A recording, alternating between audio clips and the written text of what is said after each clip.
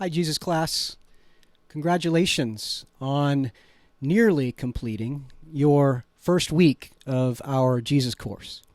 This week we've been thinking about the question, what are the Gospels? And Mark Strauss, the author of our book, Four Portraits, One Jesus, takes us through several categories, such as the genre of the Gospels.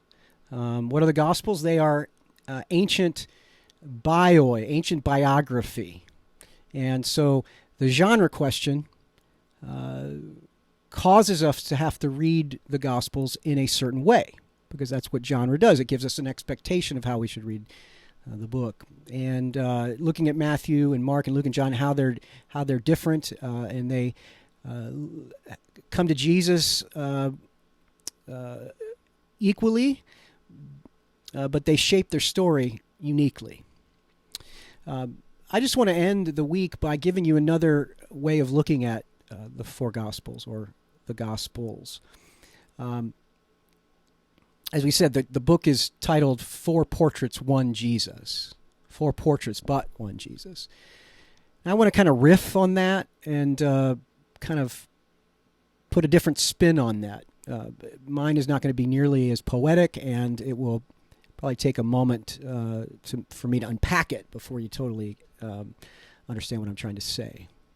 But I think we could and should think about the Gospels this way. Four Gospels, but one Gospel. Four Gospels, Matthew, Mark, Luke, and John, but one Gospel.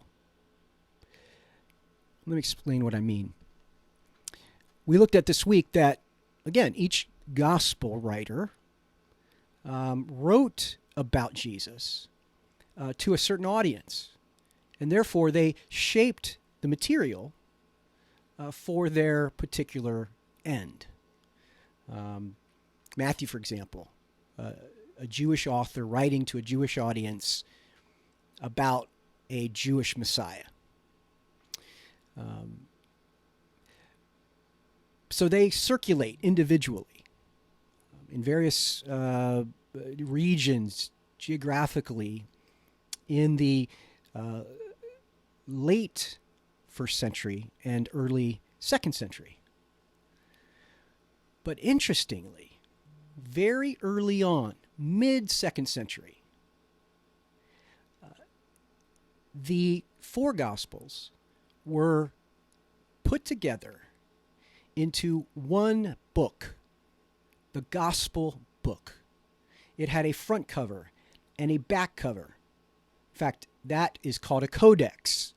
We call it a book. That's a codex. Side note, the codex emerged into being at just this time, the middle of the second century. And so the binding of the four Gospels into one book was at the very early stages of the codex, the book. See, there was scrolls, and then there was a book. There were books, and so into a book. Now, think about this.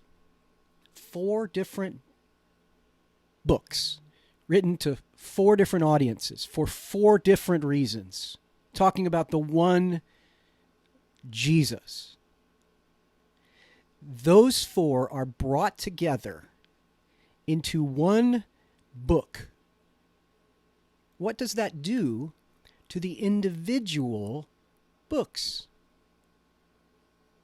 In a way, it merges them together. It makes their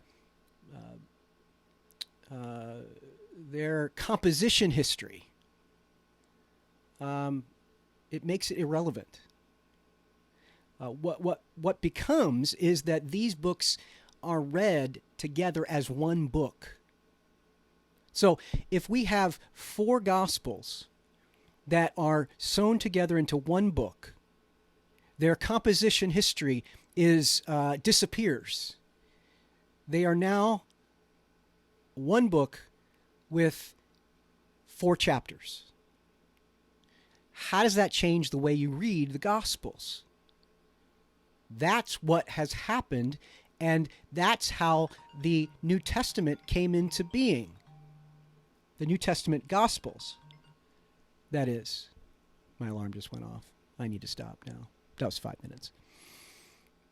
Just saying. Almost done. Hang in there with me. And I've lost my whole line of thought is gone. Jeez. So we're talking about 4 Gospels, 1 Gospel book. What would that do to how you read those 4 Gospels? Well, how do you read a book with chapters? Well, each chapter communicates something that informs the other chapters. So you don't read Matthew without hearing John in your head. And you don't read Luke without hearing Mark in your head. They become a chorus of harmony. No, not of harmony. Yeah, harmony, not unison. I'm not in choir, so a harmony. And the gift then of the 4 Gospels to the church is that the church has one gospel.